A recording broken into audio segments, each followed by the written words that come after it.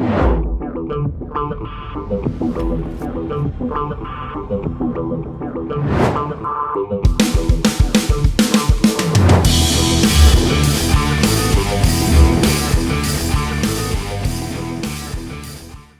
Todd Falcone here. Welcome back to another episode. In today's Fearless Networker show, I want to talk to you about building your belief in network marketing. Let's chat about that for a little bit, because there are plenty of people out there that are in network marketing.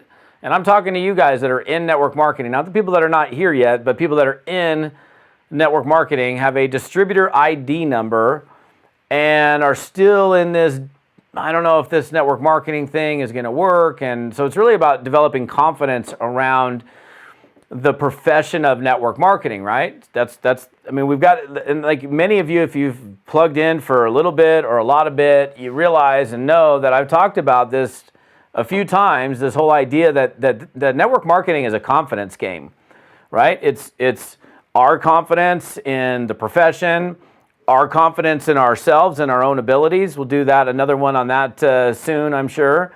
Our confidence in our upline, our leadership, our confidence in our products, our confidence in all aspects of what we do. And one area that's fascinating to me is people are in the network marketing profession, yet they're not even really proud to admit that they're involved in network marketing. So they're in the business, they have a distributor ID number, yet they're still in a state of disbelief around the profession. And I know what that's like, because I was there. You know, I got started in network marketing. I didn't know what it was. I didn't have any like bad feelings or weird bad blueprint around network marketing, because I came into network marketing at the age of 22. I didn't know anything about it, so I was about as green as you could possibly be. But you know, and I love the whole idea, the concept of leverage residual income, be able to earn income on the efforts of lots and lots of other people, which enables us to earn the kinds of money that people are earning in network marketing. And that's why we make so much money in network marketing, is because we can earn on the efforts of 10 or 20 or 1,000 or 5,000 or how many thousands of people over time, which is a beautiful thing, rather than being paid only on our own efforts. But look, I mean, which is the exciting part, right? The reality is people are in this business and they're doubting it. And if we look, I can give you some numbers. And I think the numbers do matter. If you look at the profession as it stands today, we're about $182 billion a year global profession. In the US, I think there's like, globally, there's like 100 million people, human beings like you and I, involved as independent distributors in direct selling and network marketing companies. In the US, I think it's about right around 17 million people are participating in the US. By the way, that's about 5% of the US population. So about 5% of the US population is involved in direct selling in one way, shape, or form, whether it's multi-level, home party, you know, traditional direct selling or whatever. But which, I mean, it's not like it's 1/4 or 1/8 of 1%. It's about 5% of the U.S. population that's involved. So when I look at those numbers, okay, that's cool. That should give me, it should give you a higher degree of belief around the business model. The business model as it stands today, with the types of compensation plans that we have, multi-level compensation plans, binaries, unilevels, hybrids, whatever they might be, has been around for about, 75 years or so with these types of compensation plans. So it's not like something new. Amway went to battle for us in 1979 or 77, I think it was 79, to basically legitimize the network marketing profession. And there was a big, huge court proceeding that took place in the late 70s, if you're not aware of that. I mean, so we should all be thankful for that company, because if it wasn't for them, we probably wouldn't even exist as an industry, because they were the ones that came in and went to battle. Now, so the profession of network marketing, which has been around for many, many years, where there's large numbers, there's big figures, and if we look at those numbers, that should give us a higher degree of belief around the business model, because it's not something that happened yesterday. You know, it didn't like network marketing just started. Even, by the way, franchising, if you don't know this, there was a lot of weirdness around franchising, which is a widely accepted form of doing business today. And I don't think people have a disbelief anymore around franchising the way that they do still to this day with network marketing. And so I think it's important, so if we look at the numbers, that might be part of your way to move into a position of belief around it.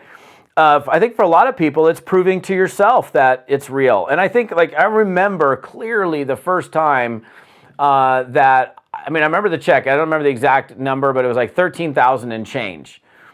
And it was the biggest check I'd ever seen in my life. And I was like, wait, it was written out to me. And I was like, wow, that's the proof is in the pudding, right? There's the check. And then I deposited the check, and the funds went into the account. So it was a real check. And I was like, oh my gosh, wow, right? I spent all of it by the time I almost hit the account, but that's another story altogether. But I remember that very first check, and that was substantial to me. And it was substantial enough for me to go, wow, this works. This is real. And it changed me. It changed the way that I felt about network marketing. And I remember clearly even going out and doing some trainings in this office that we were working in, and my just vibe shifted because it was like I had the proof, I had the evidence. So, maybe you need to prove it to yourself. And then once you've proven it to yourself, you can't be making $5,000 a month or even $3,000 a month or a couple grand a month in residual income and say I don't believe in network marketing. How could you be making even $1,000 a month recurring residual income and still doubt network marketing? So maybe you just need to get to work and stay consistent in your path to creating some level of success here so you can have that proof in the pudding. And I'm sure if you were making $3,000, $5,000, $8,000, $10,000, how can you make $15,000 a month and not going, this is real, this works, right? I mean, I just remember seeing that $13,000 check and going, wow, this works, right? I see it now. Maybe I believed it ahead of time and still had some doubt, but I really believed it when I saw it. So there's some other things that you can do. I think, certainly, like I said, doing the work. I think looking at the numbers. I think also you could probably look around and be observant. I mean, ask yourself, are people making money in network marketing? I mean, do people make money in network marketing? That'd be a legitimate question. Or is it just all fantasy land? I think most intelligent people, if they look around and go, are people making money in network marketing? They're like, yeah, for sure. And it's not just one or two people, there's lots of people. Are people making money in your company?